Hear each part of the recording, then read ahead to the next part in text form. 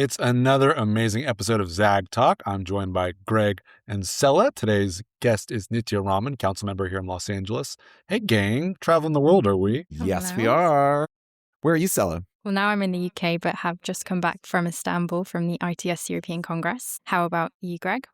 I am in glorious Washington, D.C., riding WMATA, which is looking pretty good there, and admiring all of the drone ads at the Pentagon City stop. So, yeah, planes, trains, and automobiles here in the district today. Dual use, single use? What are these drones selling? That's a good question. Who can even tell these days? But yes, I've always loved it. My favorite advertising in the world is here in D.C., where you can just see outdoor advertising aimed at like 3 members of Congress alone, and them alone. So we'll see. Cutting edge, though, of robotics, one way or another. Yep, nothing bleak about that. But Sella, how was ITS? What were some of the big takeaways? Yeah, it was very good. It was a little bit quieter than last year, which I think is expected. I think kind of the geopolitical situation was expecting a bit of a lower attendance, but the conversations were great. We were mainly on the ITS Arena stage moderating panel sessions. So some of the people that we spoke with were Google, Ford Ottazan, and the Romo initiative in the Netherlands. So with Google, we were talking about the Geo for Cities suite. Do you know that? Tell us. It's basically them combining like Google Maps, Waze, Google Earth, these like traditional consumer-facing tools, and how local authorities are using it. For example, like looking at the cycling demand on Google Maps and then how to inform cycling infrastructure measures, sort of seeing where to install electric vehicle charging points on Google Earth. So it's like a dashboard that's municipal facing to sort of take all the demand signals Google has and say, you should do something here. Yeah, exactly. And it's like they're making so many developments to it. I think I didn't really come across it, or I don't really come across it so much, but I think there's so much going on there. So that was good to speak to them about. And then with Ford Ottazan, we were talking about some of their R&D projects they have going on right now. So they're doing a lot in intelligent transport solutions, like they're making this ultra compact battery electric vehicle.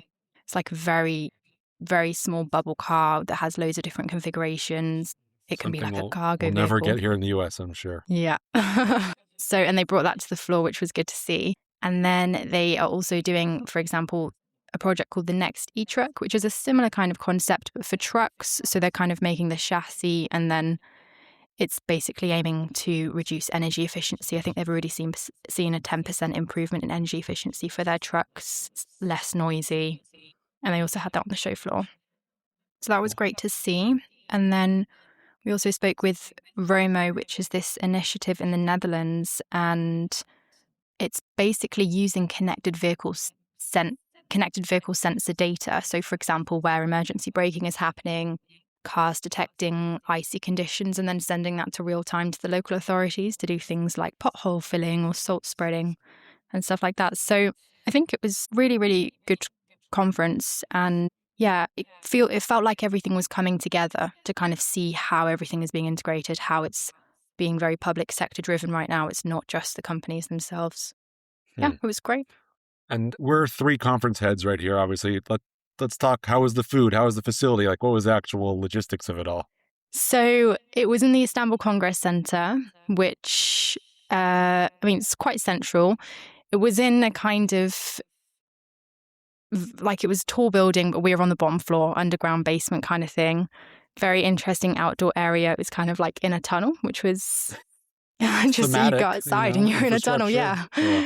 On a theme. The food, what was the food like? Yeah, it was good. They had a buffet, lunch. Can't complain. Some good networking drinks. Nothing like eating buffet in a windowless room. That's Congress to me. Right before a panel when you think you're going to be sick already. But no, it's good. Well, give us some other European news. I hear you got a cool new bridge. We do. We have a very Finland-style story, which is that Helsinki has opened one of the world's longest car-free bridges, which is nearly 1.2 kilometers. And it's, I don't know how many years in the making this bridge was, but it was a long time. And it's just for walking, cycling, public transport. I think they've got some trams, maybe like 2 tram lines. Don't quote me on that. I need to check that. But it's all very designated space for the walking, cycling, public transport. And it connects, I'm not going to butcher the names, but it basically connects central Helsinki with a residential area and an island. So it kind of has 3 connection points. And yeah, I mean, want you got to say the name of the bridge. No, you're not going to make it happen. KRUUNUV. I just want to know what makes it so finished. Is it like really dour and really difficult to warm up to? Is like that's what makes it finished? Is that what it is? Yeah, The toll is Based on 50 Finns euros. I have known. Yeah. No, I think I'm just gonna say it's the Krunevora Salita Bridge. I'm nailing it. I'm just one-shotting. Yeah. So you've gone and done it? Yes, for those that don't know Helsinki, it's a bunch of little islands sort of interconnected over water. So you need some bridges, and why let the cars ruin a good time? Yeah, and it comes after Helsinki recorded not one road death in a year between July 2024 and July 2025. So I thought that's so distressing because it means they'll never be able to improve from here on. Their Vision Zero campaign's over. I was going to say, this is why Helsinki mayors and deputy mayors are perennial favorites on the mobility conference circuit, doing it right over there. Integrated planning. Definitely are. From Europe to the world, Amazon's ambitions have only gotten bigger. They're no longer content to just be your everything store. They're going to be your everything logistics business. So, I don't know, watch out, FedEx, UPS, Post Officer. This one's pretty interesting. So basically, opening their supply chain network so that if you are just any business and you want to do your shipping with their trucks, their warehouses, their airplanes, they'll take it door to door for you. Well, all right. So the thing that jumps out at me at this is, in addition to like immediately tanking FedEx and UPS stocks, like, I mean, what happens there? And I don't know. What is there? I feel like there should be some sort of like antitrust implications of this, even though no mergers are had there. But like you can just see where this is headed. But then the other one is obviously the data play. Like, what is Amazon going to collect from every single third-party parcel that goes through its network and how it builds that? I mean, this is the classic trope where Amazon will now have, I mean, based on whatever percentage of parcel traffic goes through, but be able to build this incredible data set to understand in real-ish time like everything that's going through the United States, common carrier system. Yeah. What will they do with that? Who knows? What their competitors are selling. Yeah. So launch partners, Procter & Gamble, 3M, Lands' End, American Eagle Outfitters. I'm seeing these brands and I'm just thinking, Greg, you probably remember 25, 30 years ago, Toys R Us, RIP, Borders, RIP. They basically were approached by Amazon with a sort of similar proposition. Oh, let us just handle your whole website for you. You can be the brand and we'll just do all this yucky website coding and you'll just be the book or the toy vertical on our friendly website. I say, or else. And then look what happened to them. I say this is the Mark Lohr experience, right? That's what turned him into that. I believe with diapers.com before he went to Walmart to lead that. And now he's off, of course, doing Wonder in a different direction. But yeah, the other thing that makes me think about this was the famous Malcolm Gladwell piece for The New Yorker. I think sometimes in the 90s, arguing that in fact e-commerce was not really an innovation. Like barcodes were far more significant because or being able to order over the internet was not a big deal. But here we are. Like that is the tail that wagged the dog, and now we have a book website that, of course, is now growing into a parallel complete parcel system for the United States. Kudos to Jeff Bezos. Sometimes you got to hand it. Kudos to Jeff, and his successors. Procter & Gamble really letting the wolves in the hen house here. Be careful who you partner with. That's all I can say. Almost makes up for a Jeff stand-in being the villain of The Devil Wears Prada 2 there. So you've made it when like you are the ultimate tech bro for that film. So good luck. Yeah. Protesting at the Met Gala. Yeah. Speaking of good ideas, hydrogen trucking, the concept that refuses to die. So little story here. I was just sort of surprised. Toyota doubling down, building their own initial hydrogen fueling center. Obviously, hydrogen has been a big, linchpin of Toyota strategy for the last couple of years, but now they're actually putting their own money into building a fueling center in Southern California, working with a company called High Road Energy, which is also doing hydrogen trucking as a service. I kind of like this one because it's also involves another favorite of ours, Greg, Nikola. So this is the company that basically took some of the assets of the defunct hydrogen trucker and is kind of doing trunking as a service. And of course, you need somewhere to fuel those. So if we keep trying, will hydrogen take off? Seems a lot like pushing water uphill. Not quite the same, but yeah, it's fascinating to me. I thought this was pretty much decisively settled on some of the sort of unit economics involved, but maybe Toyota knows something I don't. I'm just a lowly pundit on a podcast, but yeah, it's interesting. I mean, Toyota's devotion to hydrogen, don't get me wrong, goes back decades, and like they're like the truest believer of this tech. But it's amazing that they think like just one more station, bro, and we're gonna fix this. Yeah, I don't get it. It's tough to change the direction of the hydrogen-powered tanker, I suppose. Like turning around a super tanker, one might say. Yeah. Or turning around a bankrupt airline. So who's out of Gonna business be now? about to be a lot more of those, let's be honest here. But yes, Yeah. well, who's Yeah. out of business now in the States? It's Spirit. As I say, things that'll come back to haunt the Democrats there, Lina Khan, and blocking the merger of Spirit and JetBlue on the grounds that it would basically lead to higher prices. So instead, we get no Spirit at all, and travelers stranded across America. But the part that surprises me, Jonah, before we get to like the European situation globally, is like, who knew there were so many people who love Spirit? Like, what do they see Who in knew this? anyone loved This is amazing. Spirit? I know their entire branding was like, you hate us, but you buy Yeah. us anyway. Yeah, I mean, I'd be very curious. So people have pledged $88 million for the Let's Buy Spirit campaign of sort of average Joes chipping in. I bet those are pretty non-binding commitments. So sometimes it's fun to click a button on the internet. Sela, have you ever heard of Spirit? No, I'm just looking at them. I've never heard of them. Imagine if Ryanair were And worse. Wizz Air. Imagine Ryanair. if Ryanair was like premium compared to whatever Spirit is.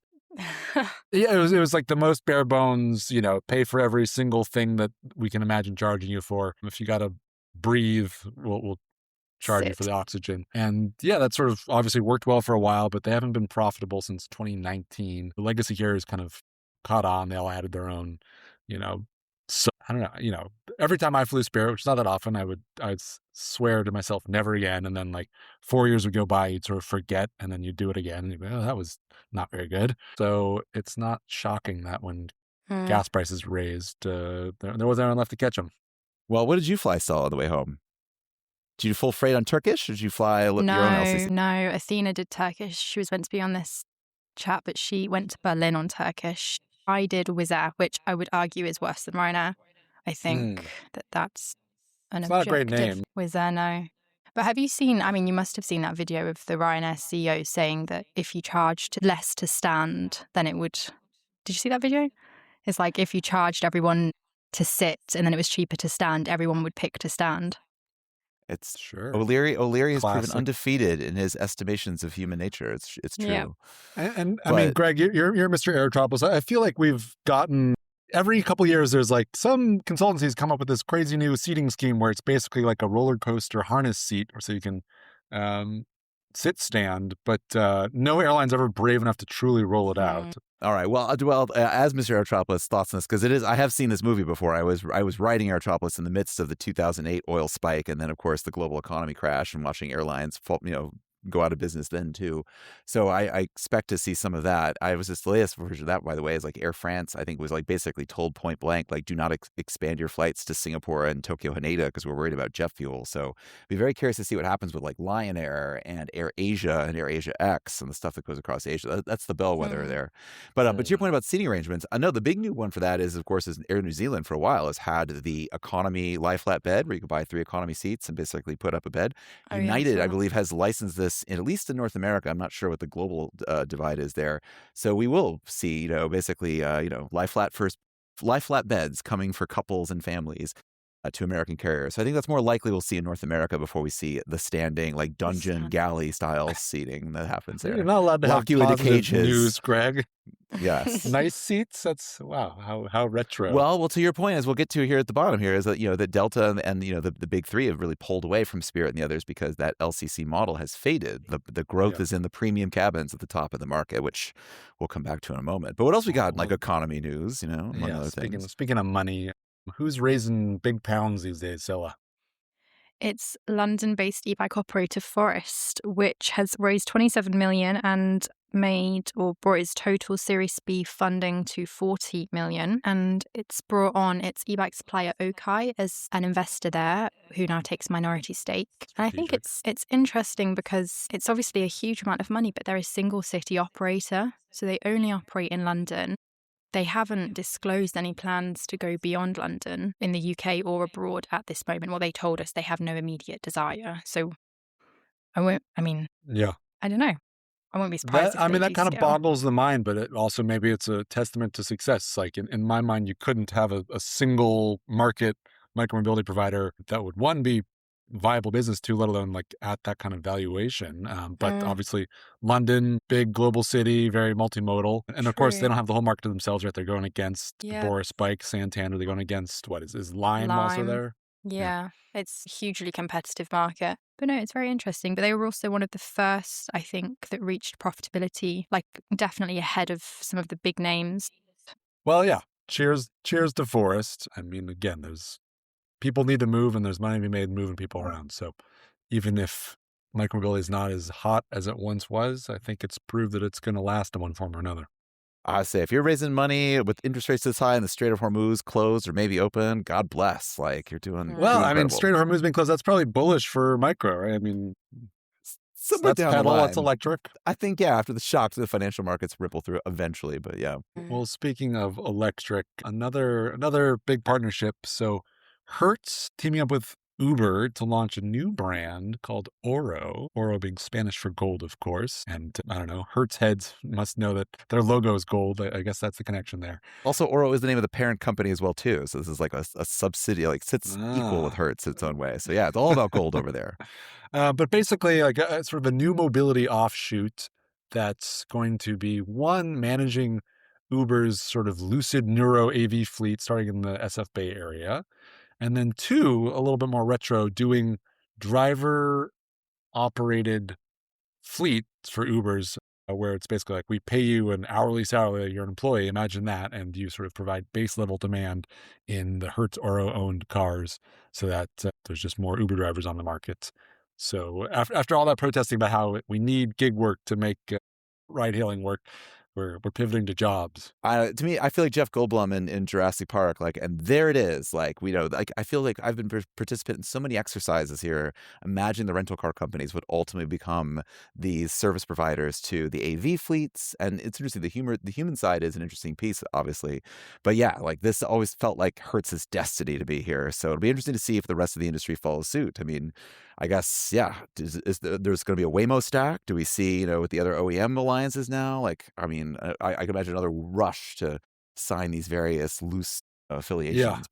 Yeah, I mean, it's amazing how every week the Uber diagram of partners in the AV stack gets bigger and bigger. I mean, it makes sense from Hertz in terms of like trying to broaden their own ambitions. But yeah, I feel like the really unresolved question is like, who's going to take care of these AVs? Who's going to put that debt on their balance sheets? Who's going to make sure that the barf gets cleaned up before it turns around for the next ride?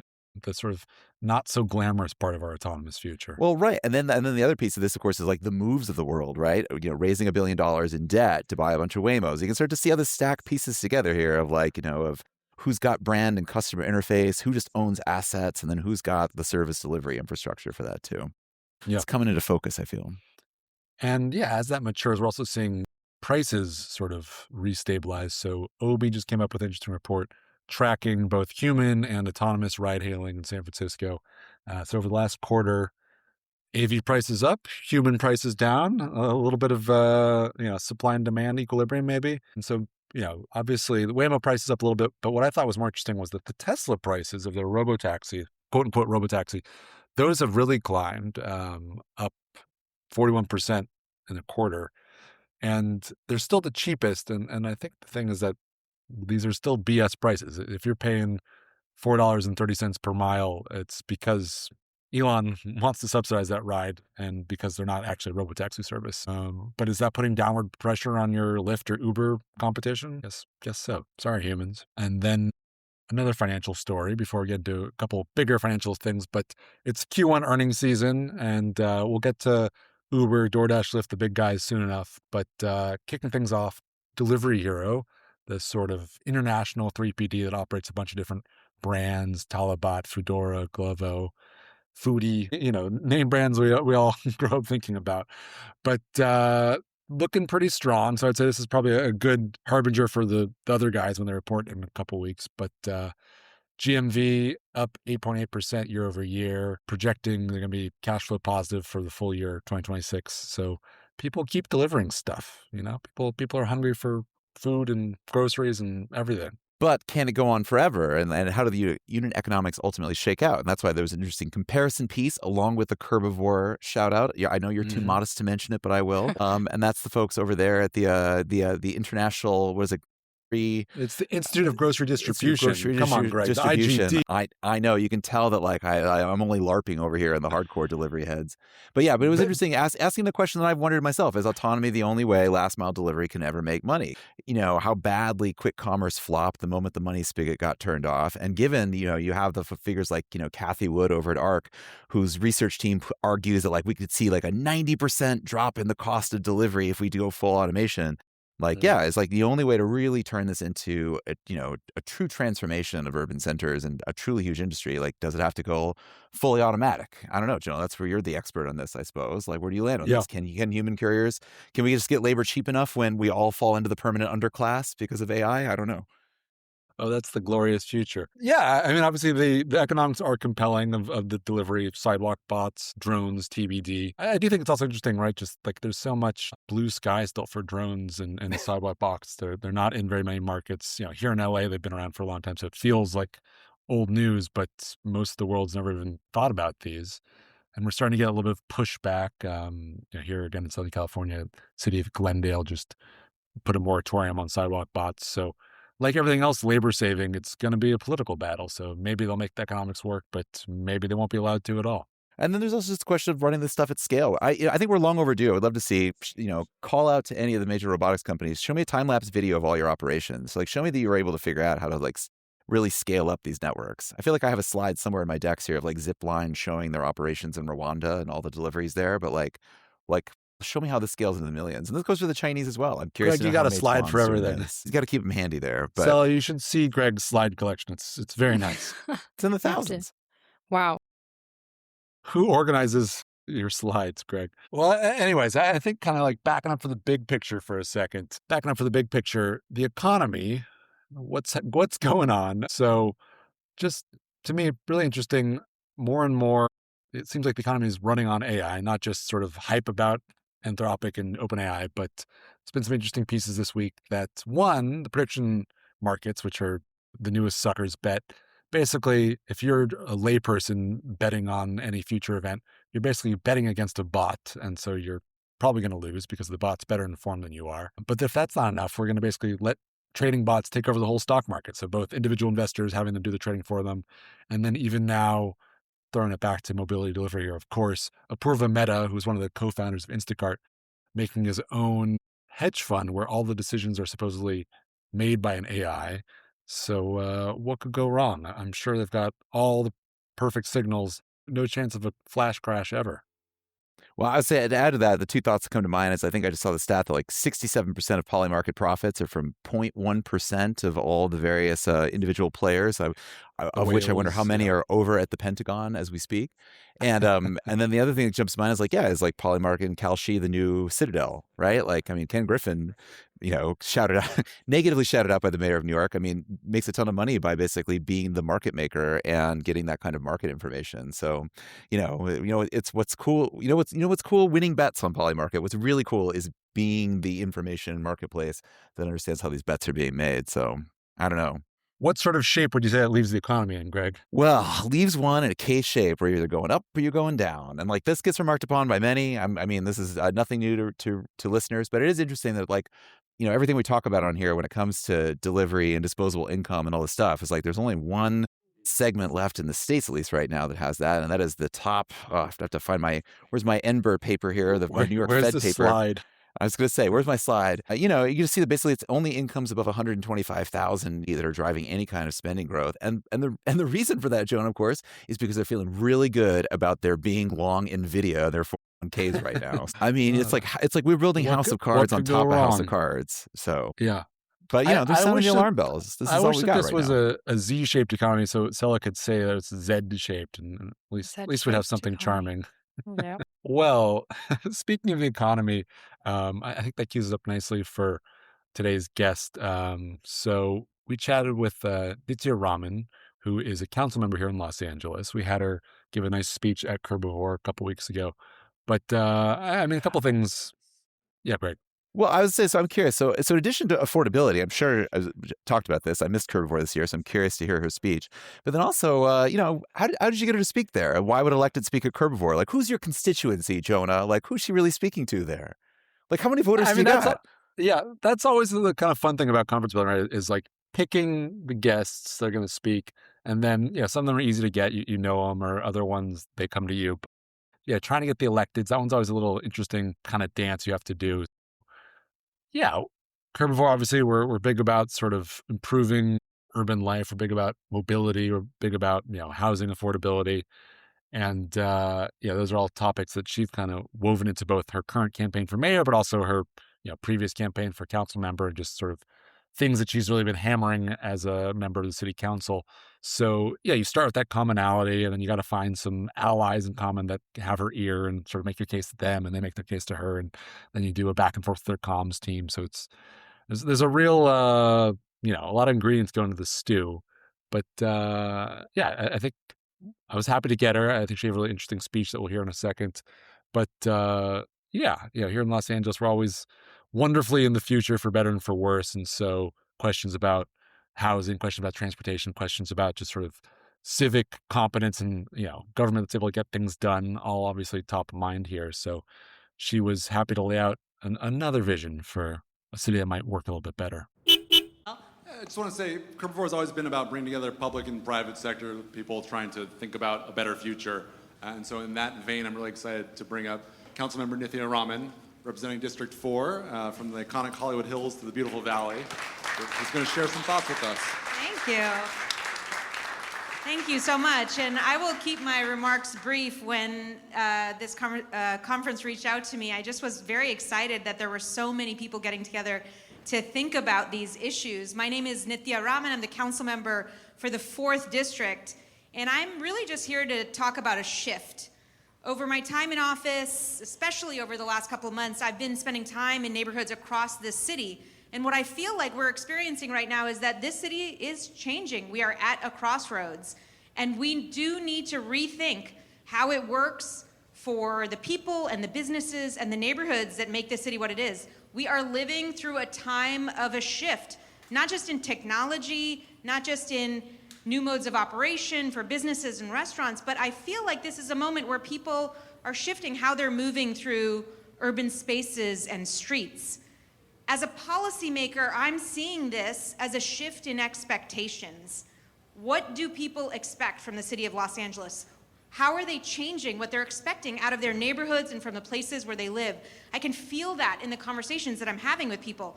It is going through a real transformation, and LA is rethinking what it means to be LA, and Angelinos are rethinking how they engage with this city. So for me, I feel like you can see that in arguments about how public spaces are playing out in our policy making, in the emphasis, and it is new, on things like street safety, on bike lanes, on connectivity. This is new to our conversations here in Los Angeles. We are talking about slowing the speed of cars in Los Angeles as a positive policy change in this city. Like, when has that happened before? When we talk about the city, and when I talk about our new bus shelter program, that's right, that's what happens every time I talk about bus shelters. Like, that is new. That is a new spirit in Los Angeles. And that is exciting for me as a policymaker, as a council member, as someone who gets to think about how this city engages with itself. It's really exciting to be a leader at this moment. And you can see it very palpably at the street level in how our curbs and sidewalks and public spaces are really being used every day. Our streets have to evolve. They really do. We are at a moment where we have to rethink these issues. It's not just about how we move cars, but it is about how we manage the streetscape and curbs as spaces for mobility, for delivery, for everyday life. Safe curb access, clear loading zones, functional infrastructure, these aren't just abstract goals. I feel like for me, these are questions about neighborhoods themselves and how you engage with those neighborhoods. Is it a neighborhood that feels welcoming, where you want to spend time and money? Or is it a place that you simply want to pass through? And I think the way in which we think about those rules and regulations are going to determine how we feel about the places that we're in. It means streets that aren't just designed for cars, but are designed for people, where walking feels natural, where biking feels safe, where local businesses feel like they're part of the flow of everyday life. It means sidewalks that are connected to the neighborhoods around them.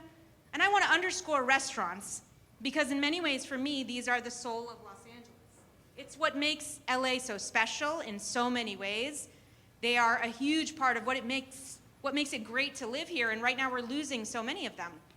Costs are rising, unaffordable city is leaving less money in people's pockets to dine out, and we've lost over 100 notable restaurants in just the last year or 2 years alone, which is really, I think, a bad thing for a city that's trying to maintain itself as a leader and a world destination.